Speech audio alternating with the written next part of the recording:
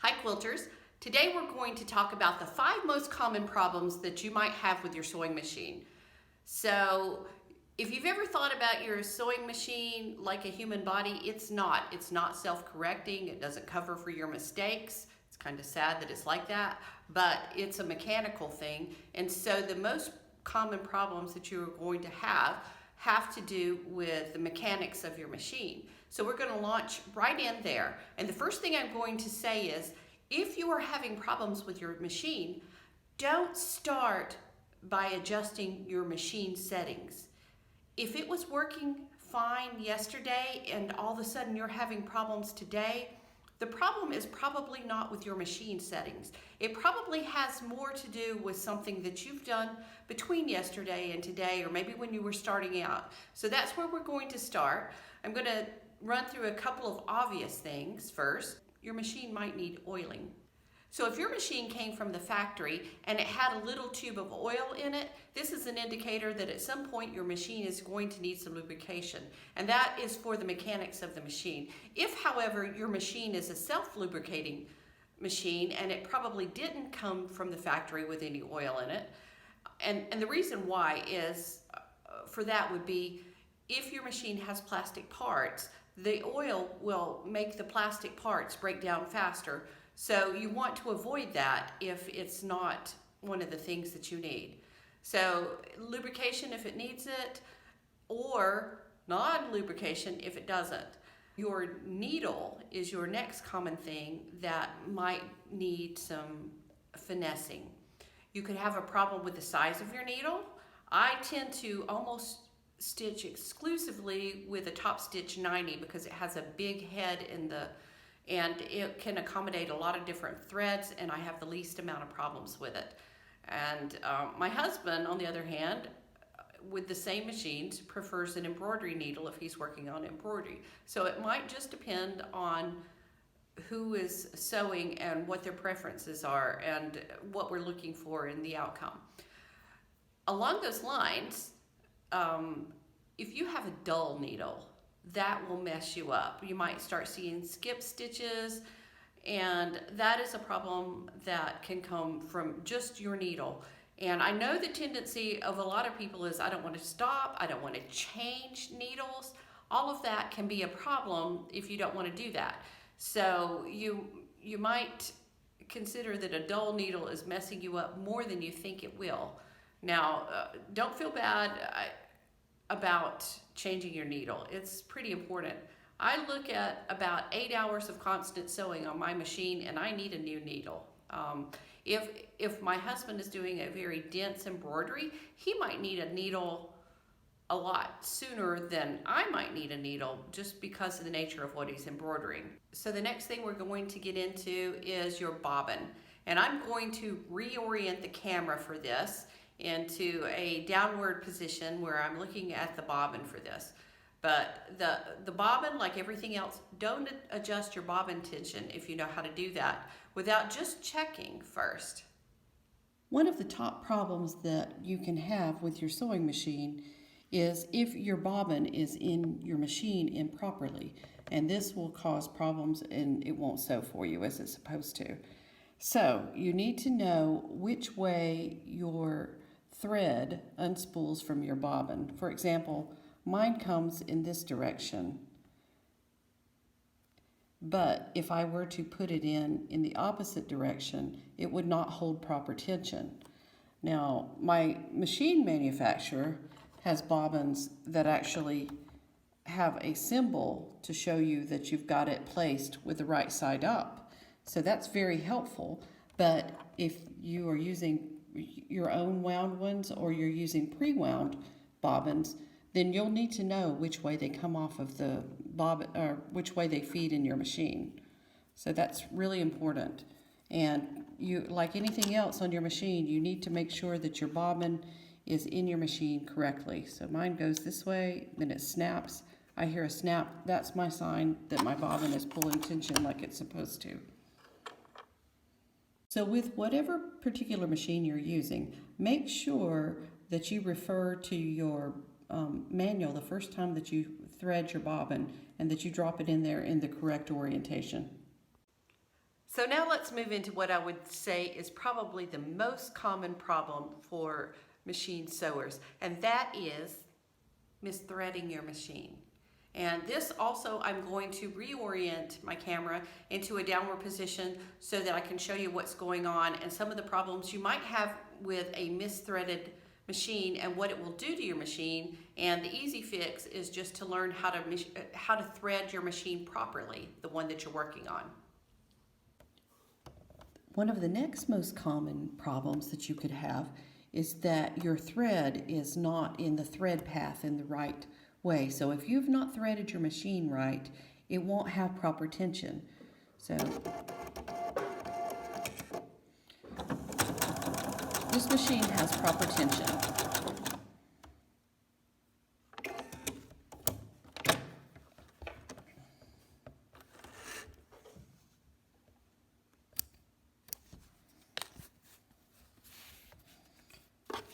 And so you won't see any looping or any problem at the bottom. Now I'm going to go on to misthreading my machine. So just for demonstration purposes, if you were to miss a thread, just this one place right here. Let me unthread it from the top. If you are to misthread it just in one place, then you'll have problems. I think it's virtually impossible to misthread mine because if you do, you'll have trouble getting it in the needle holder. So, but if you are, this is probably where you're going to have it. So if it slips out right there, or you miss that when you're threading it, now we'll go back and look and see what happens.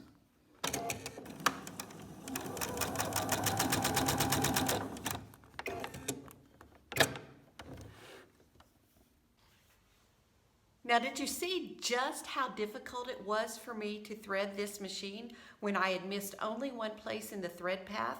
That should be a sign to you that there is something wrong if it turns out to be this difficult.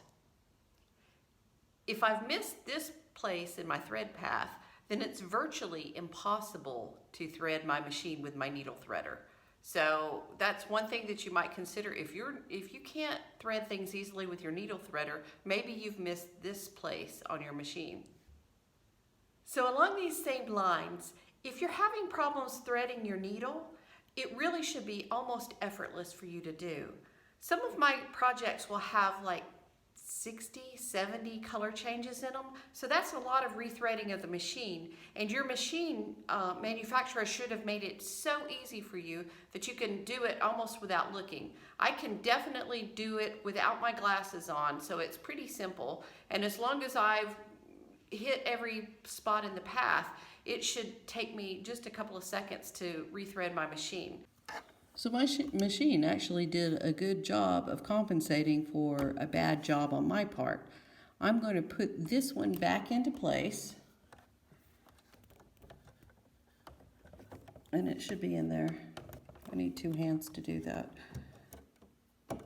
But I'm going to move the problem up on my machine some.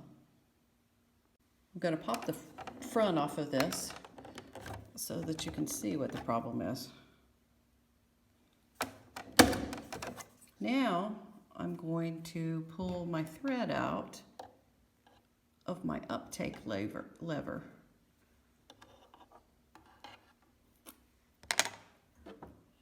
This is the uptake lever. This, the part that goes up and down. You'll see that there's not a thread in it now. And this will make a big difference in how the machine sews.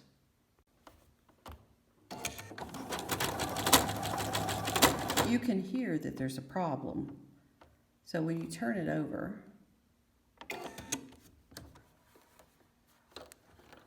what it sounds like is that there's a bobbin problem.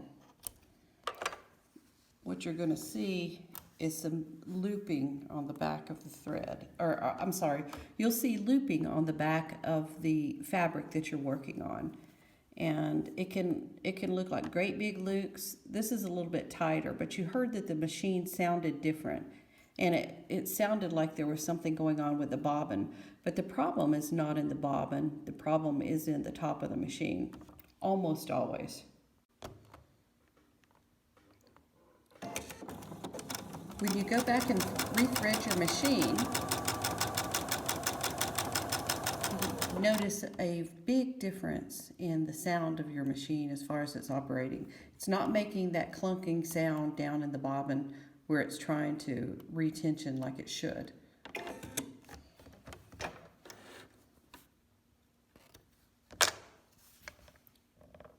So you'll get normal stitches at this point. So for spools of thread like this that are cross-wound and are meant to be fed into your machine in an upright position, you might have this thing that looks kind of like it's just a feeder, and it keeps your thread going up and loose rather than it falling down. But a lot of times on my machine, my thread will actually fall down and it will start to unspool, and it will get underneath of the holder, or it will catch in this little thing. So I'll generally turn this to where it covers it up.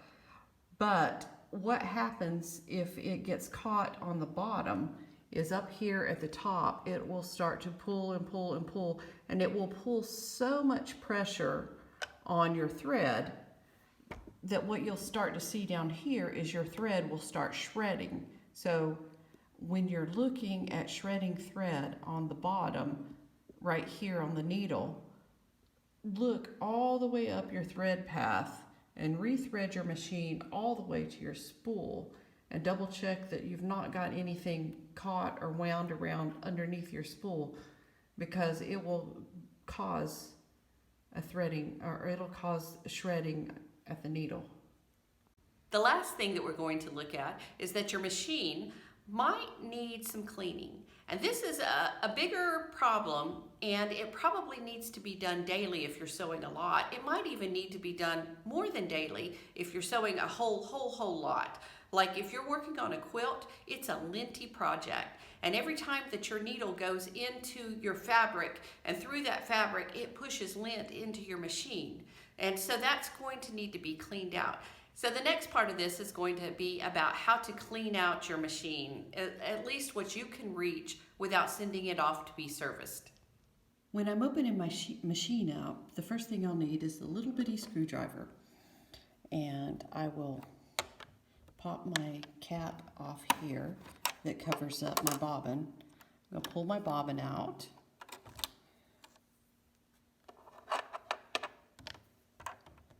And I'm going to pop up my stitch plate, or strike plate, whatever you'd like to call it.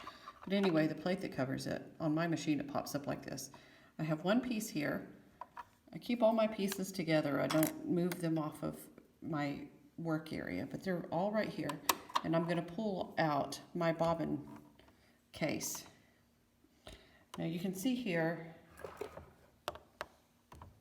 put it under the light. You can see that there's a lot of lint all over the bobbin case. And if you look into,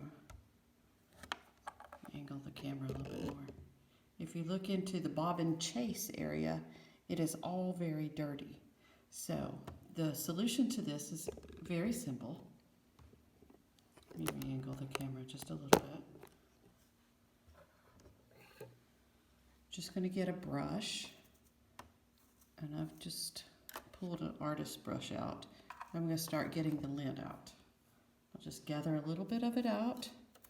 And I'm going to go all in the bobbin chase area and get every bit of lint out of there that I can. It's incredible just what a little bit of lint can do to the operation of your machine. I'm also going to go in this area here where the feed dogs are. I'm going to get this out with the brush just as far as I can reach my little flat brush in there. I may have to go back into the bobbin chase area again, but I want to get all that out of the little teeth there that are on the feed dogs.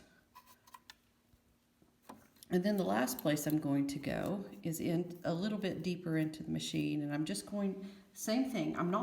One thing that you don't want to do is you don't want to blow into your machine. You just want to get what you can get out this way. So there is an opening, and I'm going to go down into the opening just very gently with my brush, and I'm going to get all the lint that I can reach that way. And I'm just going to follow this opening all the way around into the machine. So this is an electric machine, but I know that there's nothing in there that I can electrocute myself on.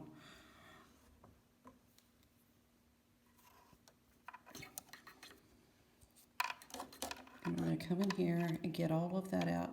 There's a whole bunch there. And you just have to maneuver it a little bit. You might have to work to get it all out of there. But you're going to keep getting lint out and get everything that you can reach.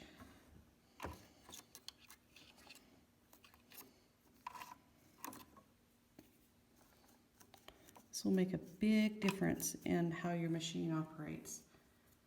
Now once you've got the lint out, there's some other things that you can do with the machine at this point. I'm also going to go in and I'm going to clean out my bobbin case. So same thing, I'm just going to go around all the edges and clean it out until I've got all of the lint that I can reach out of it.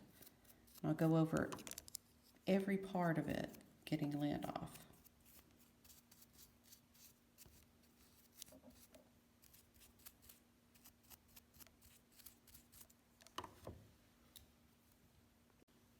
So I'll pull off the foot of my machine, and I'm going to get a tool and I'm going to take the needle off. I don't know what the proper name for this tool is. It usually sits under the foot, and it will help you level things out when you're feeding really thick fabric through your foot. But the other purpose is it has this hole here that has a flat side. I don't know if you can see it really well, but the back of it is flat, and it perfectly fits the needle. So you can change your needle, and you slide it up like this, and it will keep, when you're taking your needle out, what it does is it prevents you from dropping your needle into your machine. If you don't have it taken completely, you know, the stitch plate and all of it out, you'd be really disappointed if you dropped your needle at this point.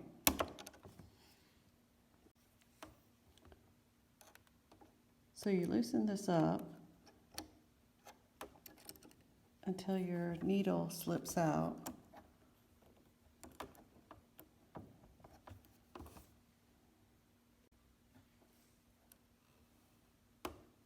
There, your needle's out.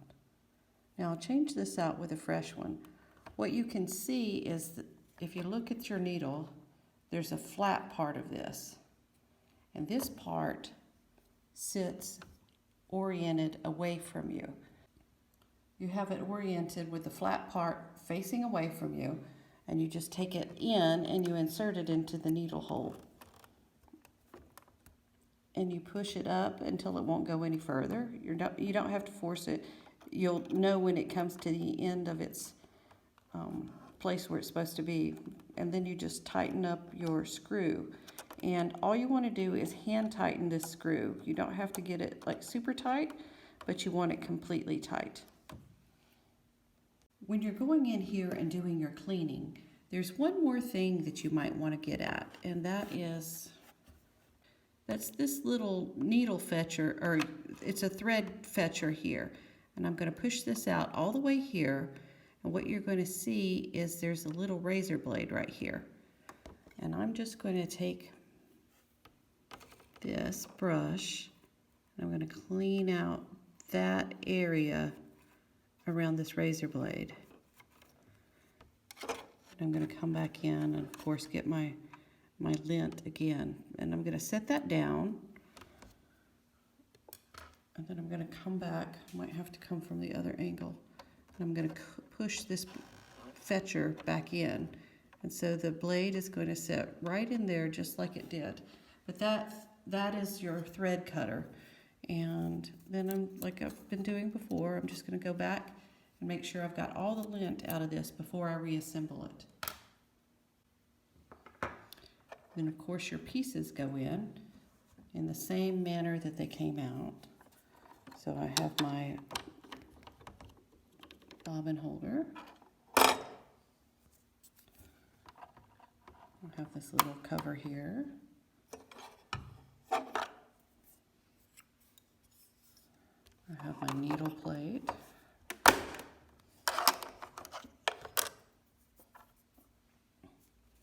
Of course, you've got your thread. Be sure that your thread is oriented in the right direction when you put it in your machine. Mine comes off in this direction. So I need to make sure that it does come off in that direction when I put it in. And I'll just loop it in and it catches there. And I hear it click, that's important.